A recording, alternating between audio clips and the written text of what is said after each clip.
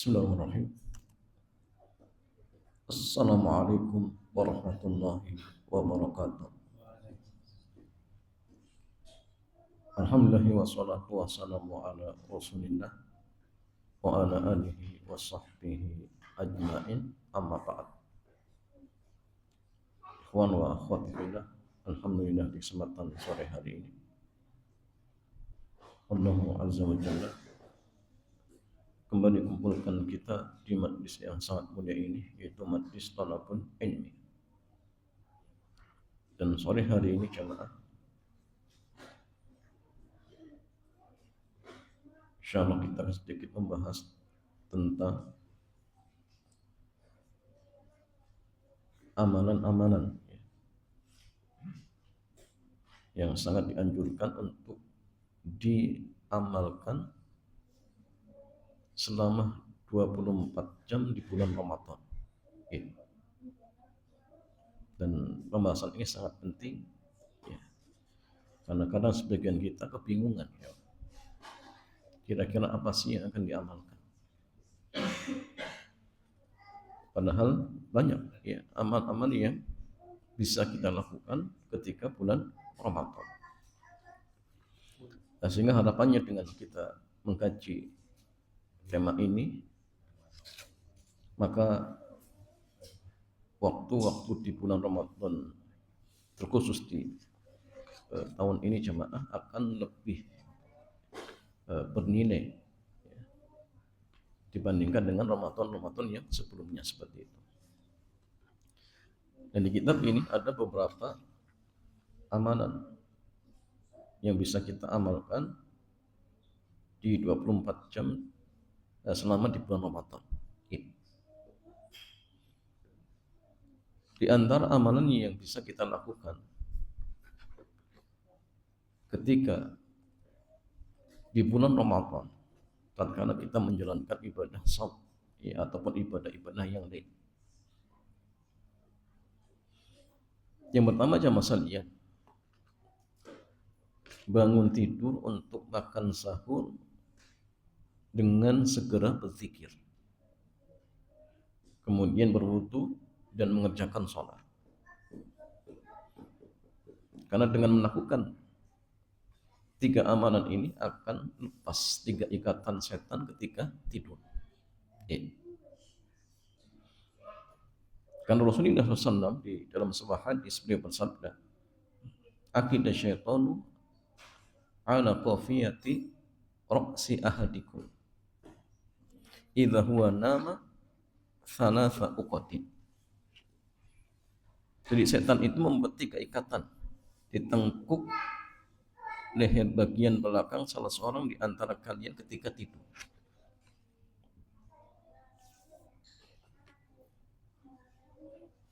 Yadribu kunna uqdatin 'alaika lailun tawilun farqud. Di setiap ikatan maka setan itu akan mengatakan malam masih panjang maka tidurlah. Ya. Makanya banyak orang kadang malas untuk tidur, ya, malas untuk bangun. Fa in istayqadha fa dzakarallaha in hannat uqdatun, fa in tawaddaa in hannat uqdah, fa in shalla in hannat uqdah.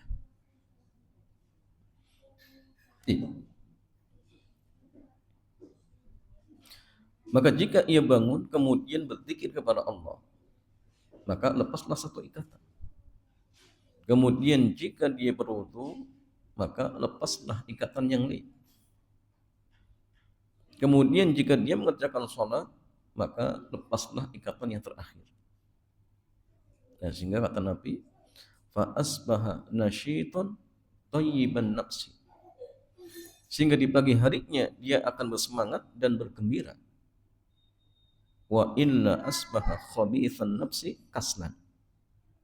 Jika tidak, maka ia pun di pagi harinya akan dalam kondisi tidak ceria dan malas. Nah, sehingga jamaah sekalian ini di antara amalan yang bisa kita lakukan. Jadi setelah tidur malam kemudian bangun, segera berzikir, kemudian wudu dan salat. Ya. Karena memangnya masalahnya ketika seorang tidur, maka setan itu menggoda kita. Ya, di antaranya dengan ikatan tadi.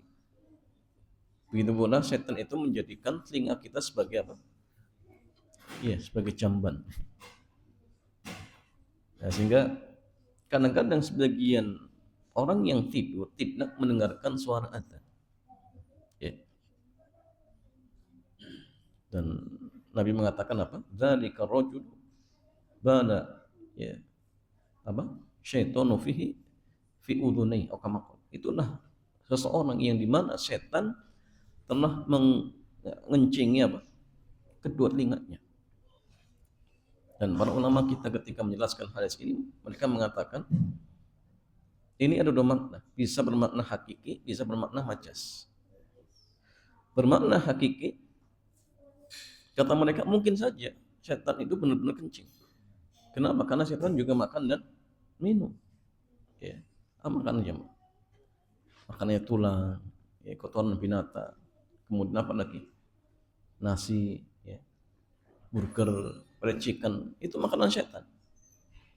Tapi yang tidak dibaca bismillah, maka setan ikut makan. Ya. Sehingga ketika itu mungkin saja telinganya apa tidak mendengarkan seperti itu jamaah. Bagaimana masalahnya ikhwan wa akhwati fillah?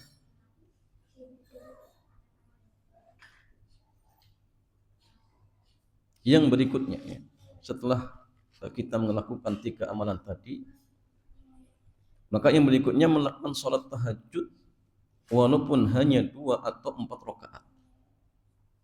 Lalu menutup dengan sholat witir jika belum melakukan sholat witir ketika sholat tarawih.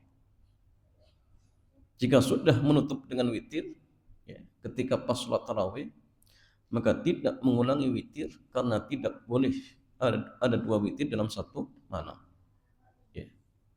Jadi artinya jamaah kalau misalkan ketika pertengahan malam ataupun sepertiga malam kok sempat bangun, maka silakan kerjakan sholat tahajud. Ya, 2 rakaat, 2 rakaat, 2 rakaat. Tapi ingat kalau sudah witir di awal, maka tidak perlu ditutup dengan apa? Witir. Kenapa? Karena tidak ada 2 witir dalam satu malam. Ya. Sehingga gini, kalau kita misalkan ingin tahajud, ya, bagaimana caranya jamaah? Ada beberapa cara. Ya. Tapi cara yang paling afdal, kita ikut ya, sholat tarawih dengan imam dan sampai selesai witir. Kemudian nanti kalau misalkan di malam hari kita terbangun, maka silakan tahajud, boleh. Tapi ingat jangan kemudian diulang witirnya. Dan ini yang paling afdal. Nah, kenapa? Agar kita tetap mendapatkan pahala apa? Ya, sholat malam suntuk. Itu harapannya. Ya, kan Nabi mengatakan apa? Man shalla ma'al imami hatta yansarif. Ya, kutiba lahu ya, amatnya masanya. Jadi barang siapa yang dia sholat dia tarawih bersama imam sampai selesai, maka akan dicatatkan baginya seperti sholat semalam suntuk. Jadi syaratnya sampai selesai, ya, sampai selesai. Atau yang kedua, ya, sebagian ulama kita ada yang mengatakan boleh ketika misalkan imam witir, maka yang ingin ya misalkan tahajud dan ingin nanti ditutup dengan witir, maka boleh menggenapkan. Ya. Caranya jamaah sekalian, ketika misalkan imam witir, maka kita niat nggak witir. Ya. Dan sebagian ulama kita mengatakan syaratnya di awal sudah niat. Ya. Niatnya misalkan sholat sunnah mutlak, ya, ataupun sholat apa? Sholat tarawihnya misalkan 2 rakaat. Nah kemudian nanti ketika pas bangun malam silakan tahajud, kemudian boleh ditutup dengan witir. Sehingga pahala semalam suntuk tetap didapatkan. Sebagian ulama yang lain ada yang mengatakan ya, dengan cara ketika imam witir tetap ikut. Setelah salam kemudian kita tambah 1 rakaat, tapi terpisah. Untuk apa? Untuk menggenapkan witir tadi. Ya, untuk menggenapkan witir tadi. Sampai ini yang paling lemah. Pendapat yang paling lemah. Ya, tetap misalkan 3 rakaat, setelah itu kemudian berdiri, ya, sholat sendiri 1 rakaat untuk menggenapkan witir tadi, sehingga dia seolah-olah dianggap belum witir. Nah, sehingga nanti pas malam hari silakan tahajud lalu ditutup dengan witir. Tapi ini paling lemah. Ini paling lemah. Dan sebagian yang lain ada yang ketika imam ingin witir justru pilih pulang. Boleh tidak jamaah? Ya boleh-boleh saja. Tetapi tidak mendapatkan pahala sholat semalam suntuk. Tapi kalau kita bicara boleh, ya boleh. Tetapi ya tadi konsekuensinya tidak mendapatkan pahala sholat semalam suntuk seperti itu. Ya jamaah sekalian, jika masih boleh menambah sholat malam setelah tarawih karena jumlah rakaat sholat malam tidak ada batasannya. Adapun dalil yang menunjukkan bahwa sholat malam tidak dibatasi jumlah rakaatnya, itu ketika Nabi ditanya mengenai sholat malam, maka dia menjawab sholatul laili masna masna. Sholat malam itu 2 rakaat 2 rakaat. Fa idza khasyiya ahadukum subha shalla raka'atan wahidah tutirunahu maqad shalla. Tapi jika kalian khawatir masuk subuh, maka sholatlah 1 rakaat. Ya, sebagai bentuk penutupnya. Dan sebagai witir, sebagai witir.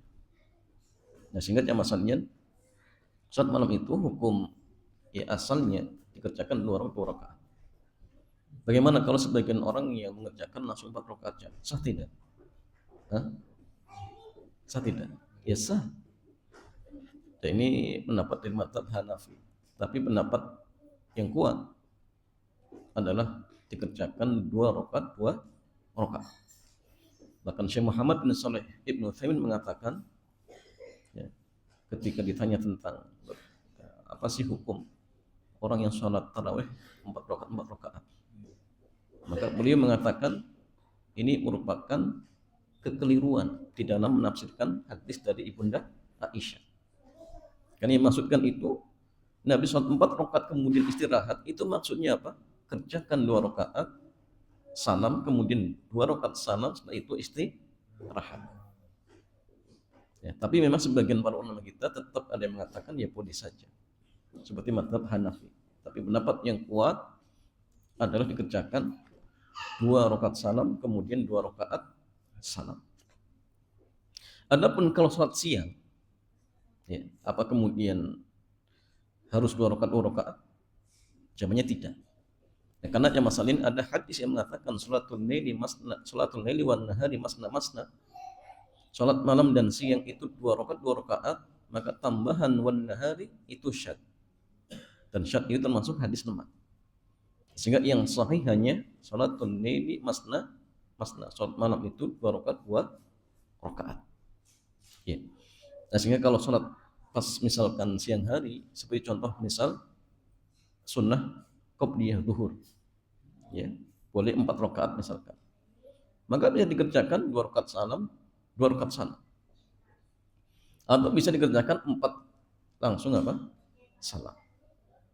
Itu pula boleh 4, ya, dikerjakan 2 rakaat tasyahud yang pertama, kemudian bangkit tambah 2 rakaat, setelah itu tasyahud akhir. Jadi 3 cara ini dibolehkan kalau sholat sunnah ketika di siang hari ataupun di pagi hari, seperti itu jamaah. Kemudian masalah ikhwan wa akhwati fillah. Yang ketiga, setelah sholat kemudian berdoa dengan hajat yang kita inginkan. Tapi kalau bisa jamaah sekalian, sebelum minta urusan dunia, minta dulu urusan akhirat. Ya. Kenapa? Karena sepertiga malam terakhir adalah waktu terkabulnya doa. Doa. Dalam sebuah hadis dari Abu Hurairah, Nabi bersabda, "Yanzilu Rabbuna tabaraka wa ta'ala kulla lailatin ila sama'id dunya hina yalqa thuluthul lail. Ya. Jadi Allah Azza wa Jalla turun ke langit dunia ketika tersisa sepertiga terakhir. Hina yabqa thuluthul lailil akhir. Ya. Kemudian Allah Azza wa Jalla berfirman, "Man yad'uni fa astajiba lahu, man yas'aluni fa u'tiyahu, man yastaghfiruni fa aghfira lahu." Kemudian Allah berfirman, siapa yang berdoa kepadaku, maka akan aku kabulkan. Dan siapa yang meminta kepadaku, maka akan aku beri. Siapa yang meminta ampunan kepadaku, maka akan aku ampuni. Ya, sehingga ini dalil bahwasannya sangat dianjurkan ketika sepertiga malam untuk memperbanyak doa. Ya, untuk memperbanyak apa? Doa. Hanya masalahnya hitungan sepertiga malam itu tinggal caranya dihitung apa jumlah malamnya. Dan malam itu dimulai semenjak maghrib sampai nanti subuh.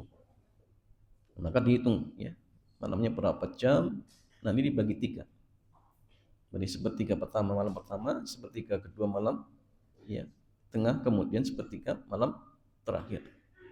Ya. Ini secara umum ya. Tapi beda kalau hitungan tentang sholat malamnya Nabi Dawud, itu beda. Itu hitungannya dari apa? Isya. Jadi Isya sampai subuh. Ya. Jadi Isya sampai subuh itu berapa jam? Contoh misalkan 9 jam, nanti dibagi 3. Bagi 3. Dan nanti 1/6 Nabi kemudian tidur lagi. Nah, itu ada bedanya. Ini sebagaimana penjelasan dari Syekh Abdul Muhsin, dia mengatakan tata caranya sholat malam Nabi Daud, dan itu yang paling afdol hitungannya adalah dari Isya, bukan dari Maghrib. Ya, bukan dari Maghrib. Ya masalihwan wa tifillah. Yang keempat, melakukan persiapan untuk makan sahur, lalu menyantapnya. Ingatlah bahwa dalam makanan sahur terdapat keberkahan. Ya, jadi ingat, usahakan untuk makan sahur. Karena Nabi bersabda, tasahharu fa inna fis sahuri barakah. Makan sahurlah kalian karena dalam makanan sahur terdapat keberkahan. Dan berkah itu artinya ziyadatul khair. Ya. Namanya kebaikan. Jadi zahirnya sama, tapi nilai kebaikannya berbeda. Misal kita makan nasi goreng sepiring, dimakan ketika sahur dengan dimakan di luar sahur, nilai kebaikannya beda. Ya. Kalau mungkin yang dimakan di luar sahur ya hanya sekedar mungkin untuk menghilangkan lapar, ya ada kebaikannya, tetapi tidak sama seperti ketika dimakan pas sahur. Kenapa? Karena nilai kebaikannya berlipat atau berlebih dari itu, coba. Itulah berkah. Ya. Yang sering saya contohkan, ada 2 gelas ya. Satu diisi air biasa, satu diisi air zam-zam. Dohirnya sama-sama air. Tapi kalau kita bicara tentang nilai kebaikannya, tentu air yang diisi dengan gelas yang diisi dengan air zam-zam itu lebih banyak kebaikan.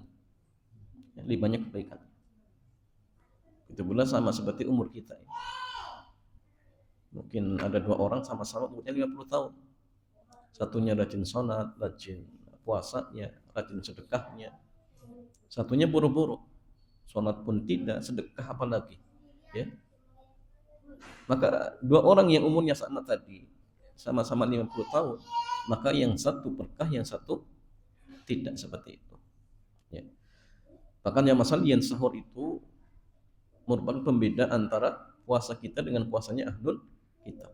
Ya, faslu ma baina siyamina wa siyami ahlul kitab aklatus sahur.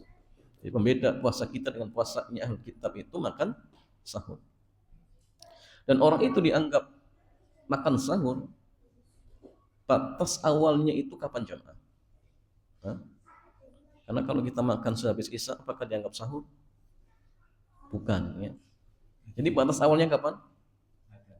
Pada maghrib Belum.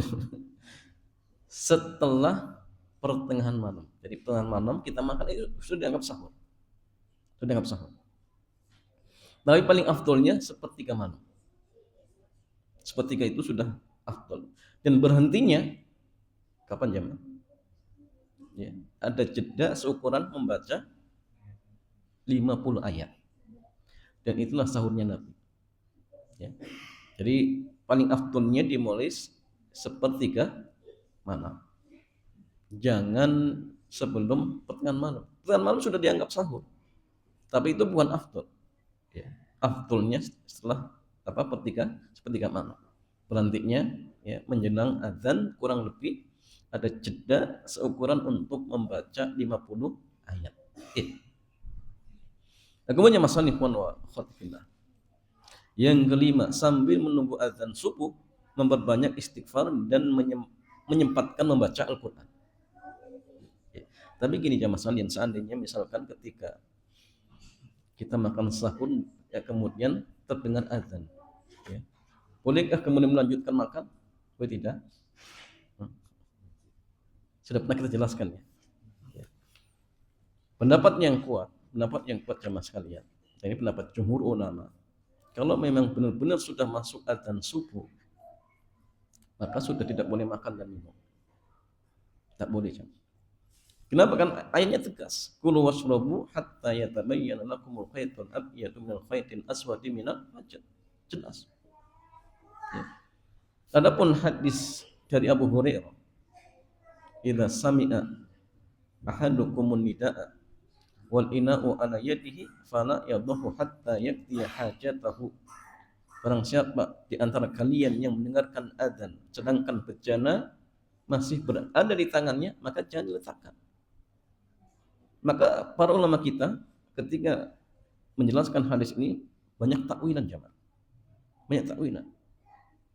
Di antaranya ada yang mengatakan hadis ini itu tidak berbicara tentang puasa, tapi umum. Artinya adzan apapun silakan ketika makan lanjutkan. Karena di antara orang yang dibolehkan tidak hadir jamaah ketika makan dia. Makan dengar adzan silakan lanjutkan. Ya. Bahkan tidak boleh ya. Makan sudah dihidangkan kemudian kita sholat, itu ada yang mengatakan apa seperti itu jamaah. Nah, itu tafsir pertama. Yang kedua ada yang mengatakan hadis tadi itu maksudnya ketika mendengarkan adzan yang pertama. Yaitu adzannya siapa? Bilal. Karena Bilal itu adzan sebelum masuk subuh. Tapi ketika sudah mendengarkan adzannya Abdullah bin Umi Maktum, amalkan ayat. Kulu washrabu hatta yatabayyana lakumul khaytul abyadu minal khaytil aswadi minal fajr. Atau yang ketiga, hadis tadi bisa diamalkan kapan? Ketika muadzin di tempat kita adzannya sembarangan. Belum subuh sudah adzan. Maka silakan lanjutkan makan dan minum. Sehingga hadis ini di tempat kita jamaah, kita kira masih bisa diamalkan tidak? Masih bisa tidak? Masih. Kenapa? Karena menurut sebagian teman-teman kita jadwal subuh kita terlalu maju. Sehingga masih boleh. Atau takwilan yang keempat, ada yang mengatakan hadis tadi itu maksudnya rukhsah. Itu berlaku untuk orang yang pas bangun bertepatan dengan azan. Artinya apa? Silakan amalkan hadis. Minum, boleh. Tapi bagi orang-orang yang dari sebelum azan sudah bangun, begitu pula kemudian sudah sahur, jangan kemudian sengaja siapkan air ketika pas azan minum. Ini keliru. Ya. Hujahnya apa? Boleh.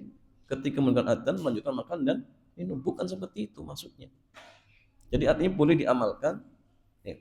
Kalau mungkin yang keempat tadi itu rukhsah saja bagi orang-orang yang pas bangun ternyata pas azan, silakan diamalkan, tidak masalah. Tapi kalau sudah bangun dari awal, maka hendaknya berhenti sebelum azan. Nah, ini paling hati-hati seperti itu jemaah. Bahkan sampai Al-Imam Nawawi mengatakan, siapa yang mendengarkan azan sedangkan di mulut ada makanan, maka wajib untuk dimuntahkan. Wajib untuk dimuntahkan. Kalau ditelan kata beliau puasanya bisa batal seperti itu. Dan kemudian masalah yang kelima, sambil menunggu azan subuh memperbanyak istighfar dan menyempatkan membaca Al-Qur'an. Allah Azza wa Jalla berfirman wal mustaghfirina bil ashar. Dan orang-orang yang minta ampun di waktu sahur. Ya. Maka di antara sunnah ketika di waktu sahur itu banyak istighfar. Astagfirullah, astagfirullah itu sunnah jamaah salat. Kemudian membaca Al-Qur'an. Dari Anas bin Malik radhiyallahu taala anhu, beliau mengatakan anna Nabiyullah sallallahu alaihi wasallam wa Zaid bin Thabit, dan Zaid bin Thabit tasahhara falamma faraqa min sahurihima qama Nabiyullah sallallahu alaihi wasallam ila shalah fa shalla. Qulna li Anasin kam kana baina faraqihima min sahurihima wa duhulihima fi sholati qala ka qadri ma yaqra'ur rajulu khamsina ayat.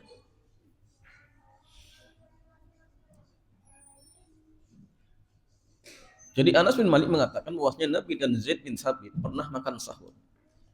Ketika keduanya selesai dari makan sahur, Nabi berdiri untuk sholat. Lalu beliau mengerjakan sholat. Kemudian kami bertanya kepada Anas tentang berapa sih lama antara selesainya makan sahur mereka dan waktu melaksanakan sholat subuh. Maka Anas menjawab, yaitu sekitar seseorang membaca 50 ayat Al-Quran. Dan ingat jamaah, bacaan di sini bacaan normal, ya, tidak terlalu cepat, tidak sengaja diperlambat, tapi normal, bacaan normal. Nah, sehingga teman-teman kita itu mereka ya akhirnya membatasi dengan apa? Ukuran kurang lebih 10 atau 15 menit. Dan mengistilahkan dengan istilah apa? Imsak. Jadi imsak itu boleh tidak jamaah? Dilihat. Kalau maksudnya untuk jaga-jaga ya boleh-boleh saja. Tapi kalau kemudian mengatakan kalau imsak itu sudah haram makan, nah ini nggak boleh. Kenapa? Karena selagi belum adzan subuh, kita masih boleh makan dan minum.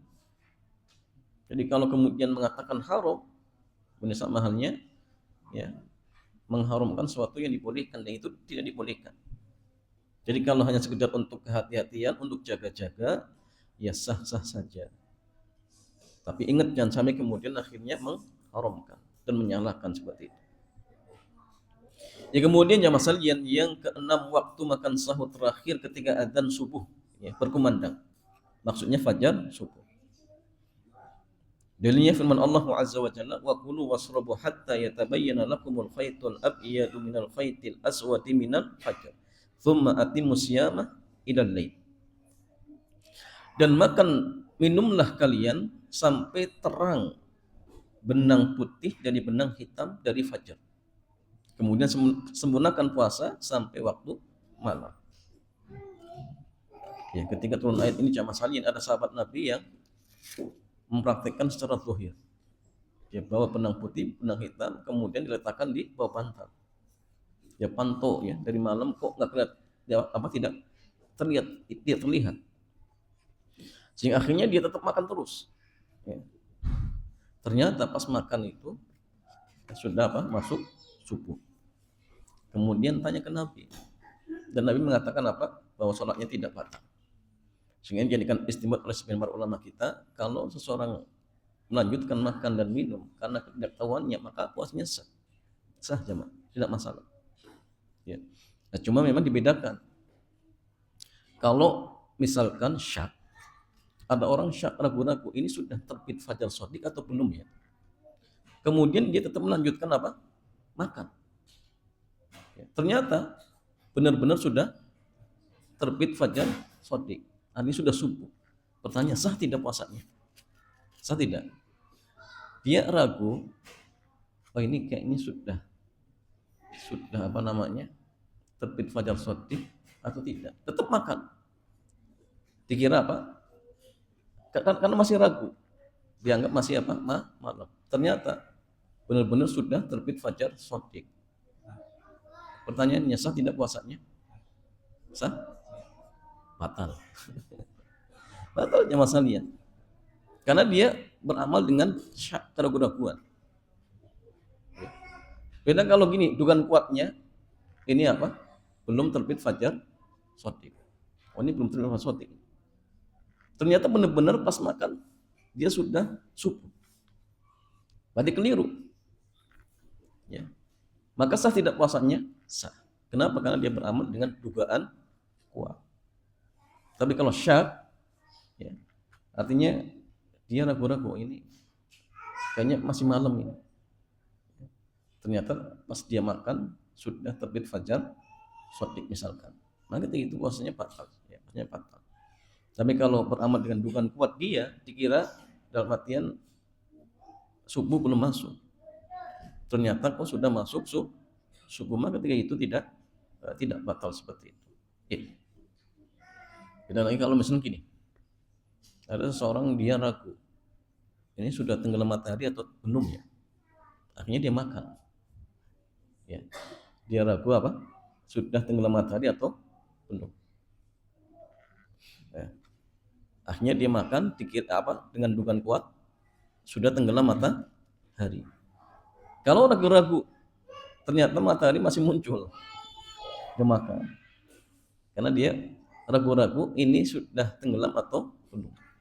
Pas dia makan ternyata misalkan mendungnya hilang, matahari masih kelihatan. Batal tidak jemaah? Batal. Kenapa? Karena dia ragu-ragu sudah tenggelam atau tidak. Kalau ragu-ragu berarti kembali kepada hukum asal. Apa hukum asalnya? Masih siang. Masih siang. Al-yakinu la yazulu bisyak. Ya. Tapi kalau dugaan kuat, dugaan kuat saya itu sudah tenggelam matahari. Karena mendung. Ternyata setelah selesai makan, matahari mendung hilang, matahari masih kelihatan. Batal tidak? Tidak batal. Kenapa? Karena dia beramal dengan apa? Dugaan kuat. Nah, sehingga artinya jamaah sekalian tidak boleh kemudian sembarangan. Kalau memang belum ya dipastikan tenggelam matahari atau dalam artian dia ragu apakah sudah subuh ataupun tidak, ya, maka ketika ragu-ragu maka jangan sembarangan bertindak, berbuat seperti itu sampai benar-benar yakin atau dugaan kuatnya dia sudah memastikan perkara tersebut seperti itu jamaah. Ya jamaah salihun wa khutibillah. Yang berikutnya, bagi yang berada dalam keadaan junub maka segera mandi wajib. Masih dibolehkan masuk waktu subuh dalam keadaan junub dan tetap berpuasa. Ya. Termasuk juga masih boleh masuk waktu subuh dalam keadaan belum mandi suci dari haid. Ya. Jika tidak masalah, misalkan seseorang di malam hari sudah niat, habis sahur karena ngantuk tidur, pas tidur mimpi basah, sudah bangun-bangun sudah adzan subuh,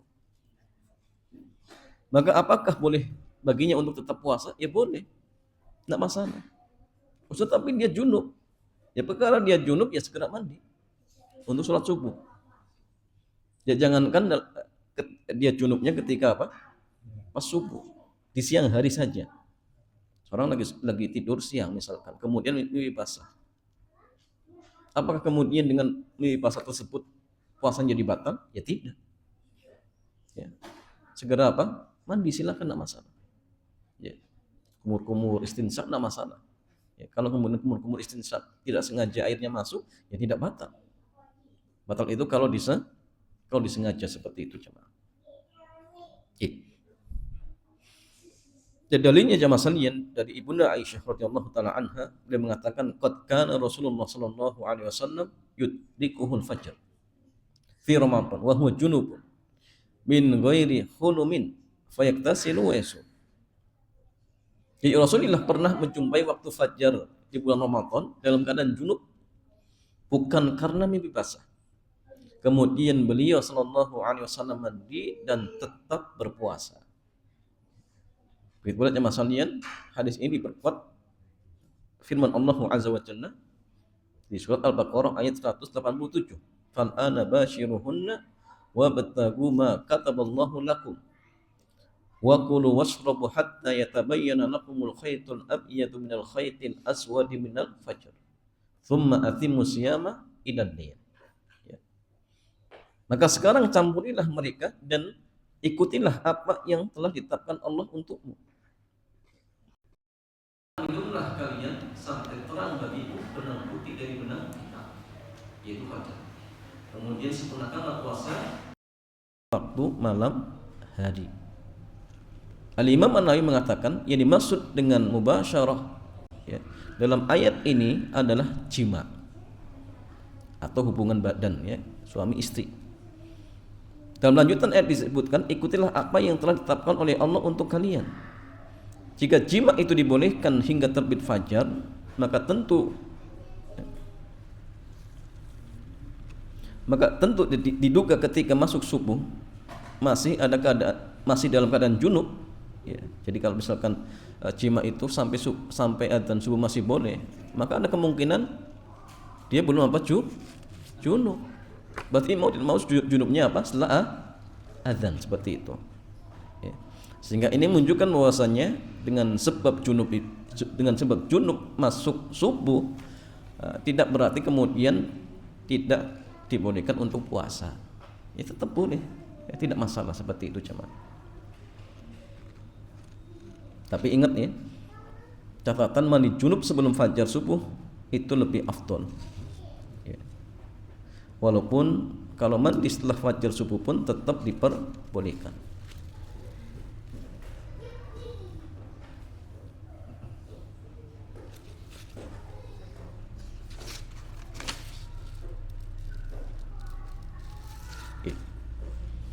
Kemudian masalah ikhwan wa fillah yang ke-8, ketika mendengarkan adzan subuh disunahkan untuk melakukan 5 amalan. Yang pertama, mengucapkan seperti apa yang diucapkan oleh muadzin.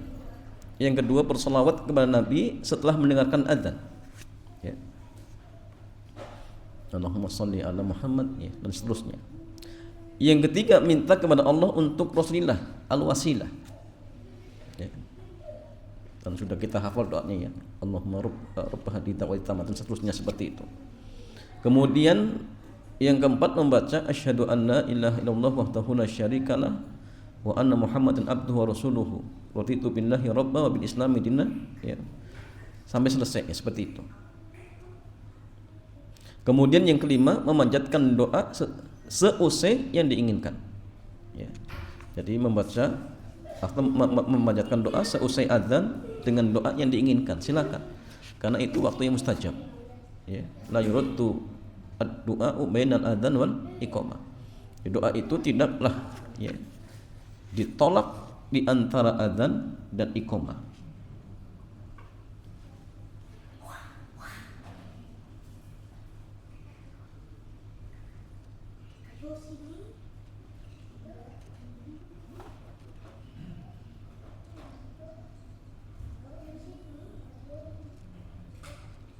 Kemudian masalah infan wa tifillah yang berikutnya, yang ke-9, melaksanakan sholat sunnah fajar ya, qabliyah subuh sebanyak 2 rakaat ya, sebanyak 2 rakaat.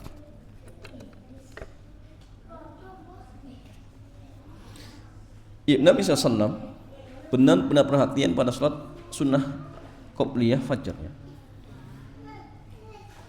Dari Ibunda Aisyah radhiyallahu taala anha, ia mengatakan, lam yakunin nabiyyu sallallahu alaihi wasallam ala syai'in minan nawafili ashadda ta'ahudan minhu ala raq'ati al-fajr ya. Ya, ala raq'ati al-fajr. Dari Ibunda Aisyah, beliau mengatakan tidak ada salat yang Nabi sangat perhatian padanya selain 2 rakaat qabliyah subuh.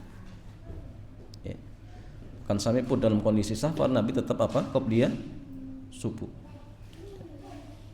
Dalam hadis yang lain dikatakan raqatul fajr khairun minad dunya wa ma fiha. 2 rakaat salat sunnah fajar lebih baik daripada dunia dan seisinya. Kemudian masalian lahu ma ahabbu ilayya minad dunya jami'an. Dalam yang lain dikatakan apa? 2 rakaat salat fajar ya, atau sholat sunnah fajar itu lebih aku sukai daripada dunia semuanya ya. Ini pentingnya masalahnya. Dan Nabi SAW biasa membaca surat Al-Kafirun dan Al-Ikhlas ketika qabliyah apa? Fajar atau qobliyah subuh. Jadi Ibnu Umar radhiyallahu taala anhu beliau mengatakan, ramatun Nabiy sallallahu alaihi wasallam syahra fakana yaqra'u fi rak'ataini qabla al-fajri qul ya ayyuhal kafirun wa qul huwallahu ahad. Jadi Ibnu Umar beliau mengatakan, aku telah memerhatikan Nabi selama sebulan. Maka beliau biasa membaca pada 2 rakaat qobliyah subuh dengan surat qul ya ayyuhal kafirun dan surat Al-Ikhlas. Ya, surat Al-Ikhlas. Tapi gini jamaah sekalian, kalau misalkan setelah adzan subuh, walaupun memang ini juga sedang mendapat. Jadi Nabi itu ketika setelah adzan subuh beliau tidak sholat kecuali 2 rakaat. Nah, sehingga sebagian ulama kita mengatakan boleh tidak sih menambahkan selain 2 qobliyah fajar? Ya, boleh tidak? Maka ini sedang pendapat di kalangan para ulama kita. Ya. Sebagian mengatakan cukup 2 rakaat saja. Nah, sehingga kalau misalkan ketika pas ingin sholat subuh berjamaah di masjid dan tidak sempat di rumah untuk apa? Sholat misalkan setelah wudu, ya, kemudian langsung masuk masjid dan kebetulan sudah adzan, maka sebagian ulama kita mengatakan cukup mengerjakan 2 rakaat. Terus bagaimana dengan sholat tahiyatul masjid? Sholat setelah wudunya digabung saja niatnya. Jadi niat sholat setelah wudu, kemudian tahiyatul masjid, kemudian qobliyah subuh. Walaupun tahiyatul masjid itu bisa tergugurkan dengan qobliyah subuh. Ya. Tapi kalau misalkan datang ke masjid, misal belum adzan, ya silakan ya sholat sunnah setelah wudu dulu, kemudian sholat tahiyatul masjid. Ya. Atau misalkan sholat setelah wudunya di rumah, kemudian datang ke masjid, maka cukup 2 rakaat saja. Itu masih boleh. Ya. Tapi kalau tidak sempat, maka sebagian ulama kita mengatakan cukup kerjakan 2 rakaat saja. Kenapa? Karena Nabi setelah adzan subuh beliau tidak mengerjakan kecuali hanya 2 rakaat saja. Walaupun memang sebagian ulama yang lain ada yang tetap membolehkan. Tapi sebagian mengatakan, ya, bahkan dikuatkan oleh sebagian para ulama kita, maka cukup hanya sekedar 2 rakaat saja seperti itu. Kemudian masalahnya salat sunnah fajar dijaga sebagaimana salat sunnah rawatib lainnya. Salat rawatib dalam sehari ada 12 rakaat, ya, yang dijamin akan mendapatkan rumah di surga. 2 rakaat qobliyah subuh, 4 rakaat qobliyah zuhur, 2 rakaat ba'diyah zuhur, 2 rakaat ba'diyah maghrib, dan 2 rakaat ba'diyah isya. Ini kalau kita ikut, ya, pendapat yang mengatakan ada 12 rakaat. Tapi kalau kita ikut pendapat yang mengatakan 10 rakaat, maka qobliyah zuhurnya cukup 2. Ya, cukup 2 seperti itu. Ya. Dan memang ada beberapa redaksi hadis seperti itu. Dari Ummu Habibah Rasulullah beliau bersabda, man shallas natai asyrata rak'atan fi yaumin wa lailah buniya lahu bihinna baitun fil jannah. Jadi barang siapa yang mengerjakan salat subuh, salat sunnah rawatib dalam sehari semalam, ya, sebanyak 12 rakaat, maka karena sebab amalan tersebut ia akan dibangunkan sebuah rumah di surga. Insyaallah jemaah. Ya. Kalau kita misalkan ingin punya aset rumah di surga, maka caranya jaga ini 12 rakaat. Ya. Kita itu jamaah sekalian, kalau punya rumah di dunia kira-kira senang tidak jamaah? Senang. Walaupun ukurannya kecil, tapi kalau rumah pribadi, oh masya Allah, luar biasa. Ya. Apalagi rumahnya di klaster, ya. Oh, itu lebih bahagia lagi. Ini rumahnya bukan di dunia jamaah, di surga. Masya Allah. Tapi kenapa kadang banyak di antara kita yang tidak tertarik? Itulah masalah. Ya. Karena orientasi kita itu apa? Hanya dunia. Ini yang kadang-kadang menjadikan diri kita itu tidak semangat untuk apa namanya mengerjakan amal-amal kebaikan. Karena orientasi kita dunia. Kalau tujuan kita memang yang menjadi inti adalah akhirat, jamaah, tentu dia akan lebih mengutamakan perkara akhirat. Ya. Pernah saya contohkan itu gini, jamaah. Orang itu kenapa lebih takut dengan apa namanya kematian? Karena dia itu lebih mempersiapkan rumahnya di dunia. Beda orang yang dalam artian telah mempersiapkan rumah di akhirat, maka orang yang seperti ini jemaah tidak takut dengan kematian. Ya. Seperti contohnya gini, ada seseorang misalkan dia sedang bangun rumah, dan rumah yang dibangun itu super mewah. Ya. 5 lantai, setiap lantainya itu ada mungkin kebutuhan pribadinya. Lantai pertama khusus untuk mungkin parkir mobilnya, kedua untuk mungkin tempat restorannya, super mewah. Dan sekarang dia sedang apa? Tinggal di rumah yang reot. Gedeknya bolong, kadang pas hujan tikus masuk, ya. Kira-kira ketika rumah dia mau jadi, ya, orang ini jemaah tetap ingin tinggal di rumah gedeknya sekarang atau ingin segera pindah, jemaah? Segera pindah. Ya. Sebab kita itu kenapa takut dengan kematian? Karena kita lebih membaguskan rumah kita di dunia, sehingga ketika terpikir rumah di akhirat ketakutan, gak pernah dibangun, jemaah. Coba rumah kita di akhirat dibangun dengan sholat 12 rakaat, dengan zikir, sehingga kita ingin lebih cepat apa? Pindah ke rumah kita. Ada yang mau tidak, jemaah? Berarti cepat mati ya. Ini yang kadang-kadang menjadikan kita takut dengan kematian. Coba mindset kita dirubah, perbaiki rumah kita di akhirat dengan sedekah, ya, dengan apa, wakaf yang kita apa namanya berikan. Kali ini akan mengalir terus, ya, akan mengalir terus. Ya. Nah, orang-orang yang pikiran cuma dunia, ya takut dengan kematian karena tidak ada persiapan di sana. Tapi bagi orang yang tiap hari masya Allah sholat sunnah rawatibnya dijaga, kemudian sedekah apa wakafnya pun luar biasa, Anda yakin itu akan tetap mengalir pahalanya. Maka orang seperti ini dia takut dengan kematian, ya. Dia takut apa dengan kematian seperti itu, ya. Maka jadilah orang yang seperti ini jamaah sekalian, yang dia lebih fokus untuk memperbaiki rumah di akhirat. Tapi yang lebih parah lagi jamaah, sudah di dunia rumahnya tidak punya, di akhirat nggak punya lagi. Ini masalah lagi, ya. Jadi celaka dua-duanya, dunia celaka, akhirat juga celaka. Ini lebih ngeri, ya. Tapi kalau bisa kita jadi orang-orang yang dunia juga rumahnya bagus, akhirat lebih bagus, maka hendaklah kita ambil bagian jamaah. Kalau ada misalkan tawaran, ya, untuk wakaf dan sebagainya, kita menjadi orang-orang yang nomor 1 kalau bisa. Karena hidup kita sebentar dan kita akan berpindah ke sana, dan itu negeri kita yang selama-lamanya seperti itu, jamaah. Ya. Dan kemudian masalah ikhwan wa akhwati fillah,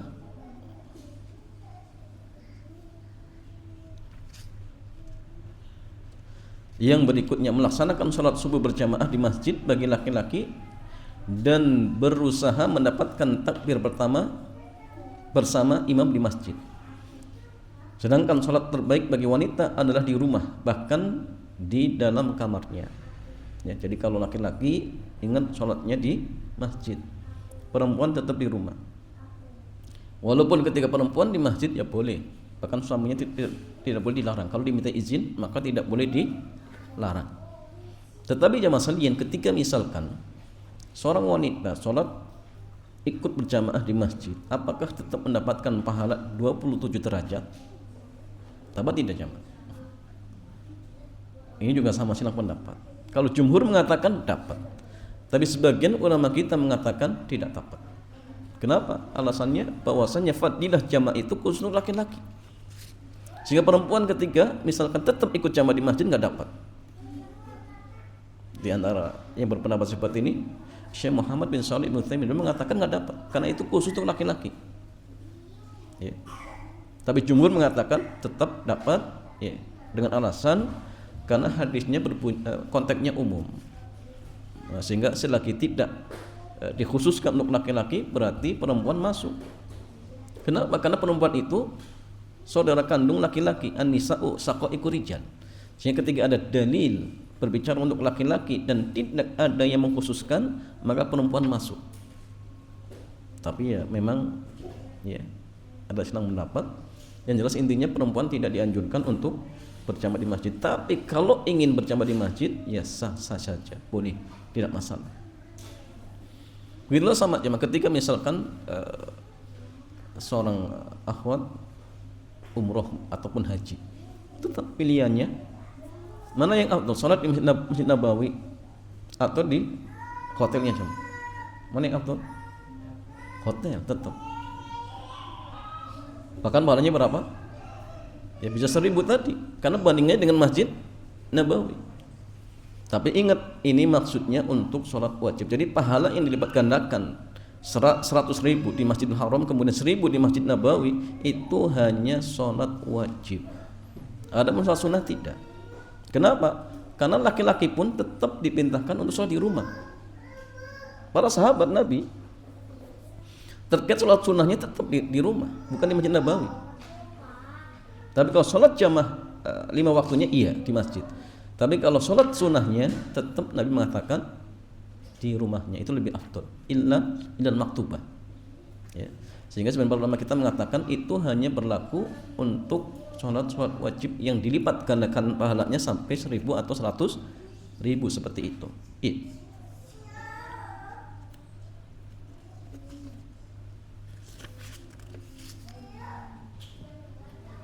Ya, wallahu taala a'lam bishawab. Demikian jamaah sekalian, insyaallah di kesempatan malam sore hari ini ada sedikit pemaparan tentang program dari kami Nurul Sunnah, di mana di lembaga kami insyaallah akan rencana ke depannya akan membuat pondok untuk mahasiswa. Sehingga nanti ada sedikit pemaparan dari Ustadz kita, Ustadz Abdul Hakim, dan saya juga tadi lupa. Masya Allah beliau hadir, maka bagi jamaah sekalian ya, mohon untuk didengarkan, dan kalau antum ya bisa andil di situ maka fastabiqul khairat. Apalagi ini bulan Ramadan, pahala juga dilipat gandakan. Maka kalau kita bisa untuk ikut serta, jadilah orang-orang yang ikut andil di situ, barangkali itu menjadi amal jariah kita atau wakaf kita yang kelak ketika kita sudah meninggal pahala itu tetap mengalir. Seperti itu jemaah. Ya, pada beliau Ustaz Abdul Hakim, faliyatafaddal mashkura. Fadhil Ustaz.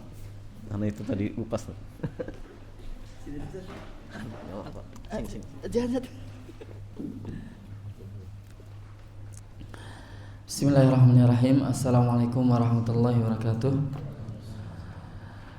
Alhamdulillah wassalatu wassalamu ala Rasulillah wa ala alihi wa ashabihi wa mawalah, amma ba'd.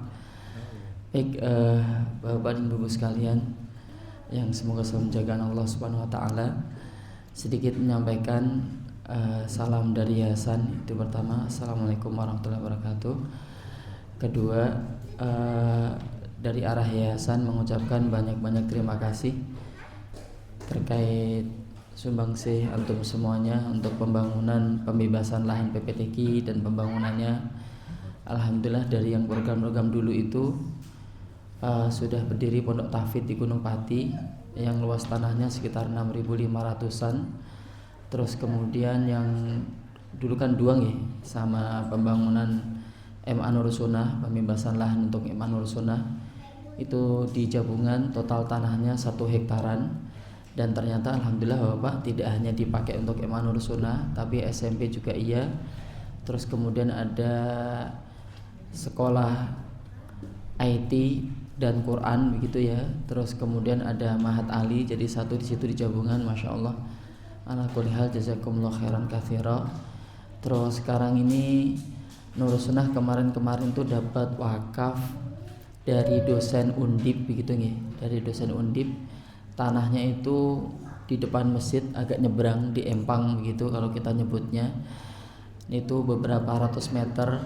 Dan kemarin kita kan ada acara Tarhib Ramadan, masya Allah mahasiswa yang datang cukup ramai, dan karena banyak pondok-pondok salaf di Indonesia yang melanjutkan pendidikannya di Undip dan sekitarnya, maka mau nggak mau tempat itu alhamdulillah nanti akan kita pakai untuk pesantren ya, pesantren mahasiswa gitu. Jadi ya mohon doanya nanti kalau misalnya pas untuk ada pengen wakaf terus ada rezeki lebih bisa dimasukkan ke sana gitu Ustaz Abu Umar gitu. Dan karena masya Allah santri-santri Ustaz Abu Umar udah pinter-pinterannya nggak perlu ngedalil Ustaz ya. Kayaknya begitu, tak kira cukup, tak kembalikan lagi ke Ustaz Abu Umar. Jazakallah khair.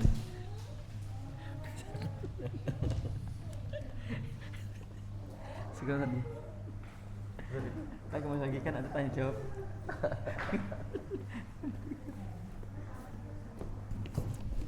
Ya, jazakallahu khairan Ustaz Abdul Hakim.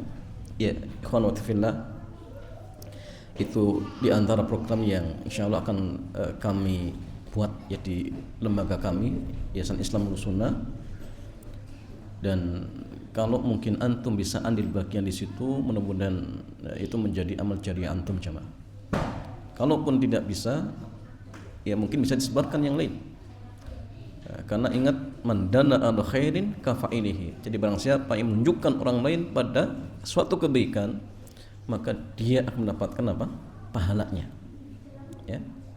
Sehingga harapannya mungkin kalau ada di antara ya antum sekalian, mungkin saudara ataupun tetangga yang mungkin dia bisa berderma di situ, ya maka kalau sampai dia ikut andil di situ dan sebabnya gara-gara antum, maka antum juga ikut dapat pahalanya seperti itu jemaah. Ya. Wallahu ta'ala a'lam bissawab. Ya, fadhil Pak Wawan kalau ada pertanyaan.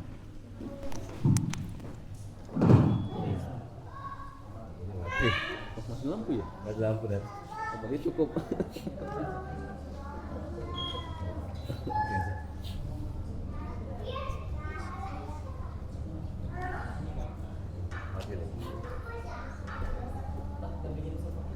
Oh boleh.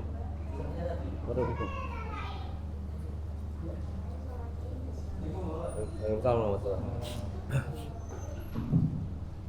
Alhamdulillah. Kalau kita memasuki sesi tanya jawab, ada pertanyaan dari Ahmad tuh. Ustaz, bagaimana jika seorang muslim lebih memilih membaca Quran di HP dengan alasan praktis dan bisa dilanjutkan di mana saja? Pertanyaannya apa maksudnya? Bagaimana jika ada seorang muslim yang lebih memilih membaca Quran dengan HP dengan alasan praktis dan bisa dilanjutkan di mana saja? Jadi bukan boleh dan tidaknya, bukan. Ya. Ya jamaah sekalian, kalau seandainya ada seorang dia lebih memilih untuk baca Quran lewat HP daripada lewat mushaf secara langsung.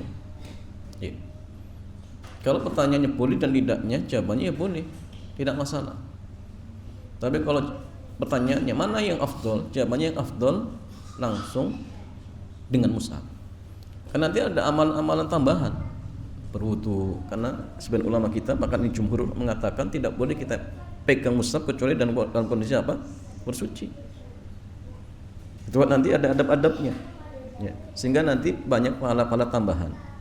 Nah, sehingga kalau pertanyaannya lebih afdol mana, ya jelas membaca Quran lewat mushaf langsung itu jauh lebih afdol.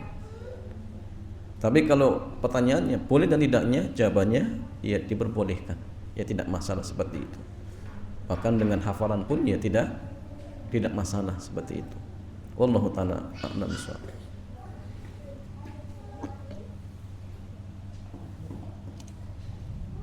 Ustaz, bismillah. Ustaz nambahin yang tadi pertanyaan tadi. Ini kan zamannya sekarang era digital, Ustaz. Memang padahal juga beberapa Ustaz membuat aplikasi itu. Contohnya Ustaz Firanda itu buat Quran Tadabbur itu.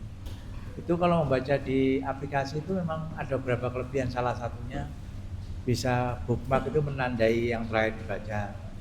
Bisa membetulkan ayat yang salah, itu juga bisa memilih qorinya siapa, terjemahannya langsung lihat. Kalau niat kita memudahkan itu gimana Ustaz? Memakai. Jazakallahu khairan. Wa jazakumullahu khairan katsiran. Iya, masalahnya kalau niatnya memudahkan ya boleh-boleh saja. Sehingga mungkin seperti mushaf digital itu lebih tepatnya kalau untuk belajar mungkin lebih tepat. Ya. Tapi kalau dalam artian untuk qiraah biasa, tetap kalau bisa pakai mushaf Al-Qur'an. Tapi kalaupun dengan itu pun tidak masalah. Tidak masalah. Cuma memang aplikasi seperti tadi itu lebih tepatnya kalau untuk belajar, untuk lihat-lihat. Oh, kalau keliru baca di mushaf, oh ini bacaan seperti apa? Oh, lihat situ. Nanti ada suara langsung syekhnya, oh ternyata yang benar seperti ini. Seperti itu. Nah, wallahu a'lam bishawab.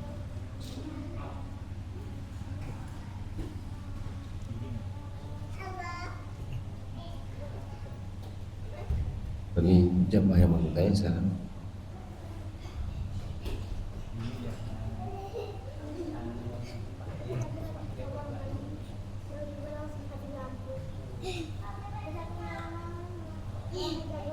Apa bisa bertanya? Di musim sekarang ini kan ada keluhan cuacanya dingin kan. Kemudian kalau kita dalam keadaan itu, terutama untuk awat menunda pada pesan hingga menjelang karena mentakutkan keadaan air yang dingin segala macam, apakah ada uzurnya? Coba kalau ketika kita harus mandi besar ya untuk keadaan itu, kalau ketika cuaca yang dingin semacam ini kan, terus bolehkah menunda sampai mungkin cuaca agak nyaman buat mandi gitu kan? Ya, masalahnya ketika seorang misalkan junub kemudian tidak mampu untuk menggunakan air karena saking dinginnya, bolehkah kemudian ditunda? Jawabannya gini jamaah, kalau misalkan dia junub kemudian mandi tidak mampu menggunakan air karena dingin, kalau pakai air bisa celaka misalkan, maka ketika itu boleh tayamum, tidak masalah. Dan tata cara tayamumnya sama seperti tayamum untuk wudu. Ya, jadi tepukkan kedua telapak tangan ke tanah, kemudian diringankan. Setelah itu usap muka, kemudian usap telapak tangan. Itu cukup.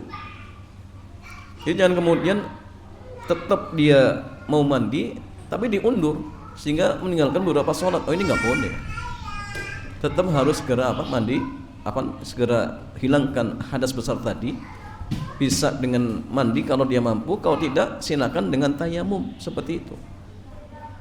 Dan kalau memang mampunya tayamum, maka sudah cukup. Ya sudah cukup seperti itu. Dan tidak boleh kemudian mundur sholat gara-gara tidak mampu untuk mandi, nggak boleh seperti itu. Tapi tetap segera dihilangkan hadas itu. Ya kalau tidak mampu dengan mandi, ya silakan dengan tayamum. Ya tidak boleh nunggu nanti ketika sudah adem. Atau misalkan kalau tidak mampu dengan air panas, air dingin, bisa diangetin. Awal di zaman kita ya, masih ada alat ya. Zaman dulu juga bisa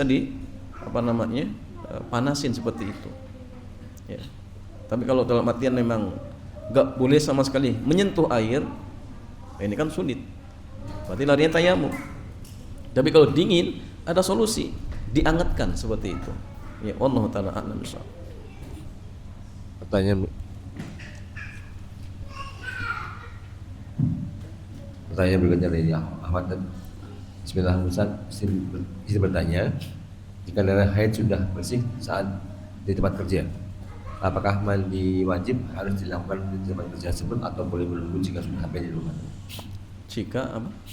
Jika darah haid sudah bersih saat di tempat kerja, apakah boleh menunda mandi wajib ketika sampai di rumah atau harus mandi wajib di tempat kerja? Ini masalahnya ketika ditunda sampai meninggalkan sholat atau tidak ini?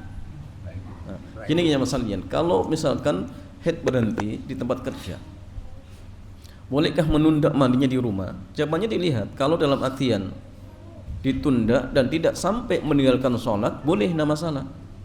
Contoh berhentinya misalkan pas asar, ya. Sehingga sampai rumah pun masih jam 5 misalkan, artinya asar belum habis, maka boleh silakan. Tapi kalau dengan ditunda mandinya pas ketika di rumah dan bisa meninggalkan sholat, maka ini nggak boleh. Terus bagaimana? Jawabannya, kalau mungkin mandi di kantor, mandi di situ. Kalau nggak mungkin, gimana Syama? Ya tayamum. Ini syariat Islam itu mudah, sehingga jangan dipersulit diri Syama. Nggak bisa mandi karena mungkin cari WC sulit, ya. Nggak mungkin juga mandi apa di luar, ya. Ya sudah tayamum, selesai. Tayamum kemudian sholat yang sudah masuk waktunya, seperti itu. Tapi kalau dalam artian ditunda dan tidak sampai meninggalkan sholat, maka boleh, silakan, tidak masalah seperti itu. Wallahu taala a'lam bishawab.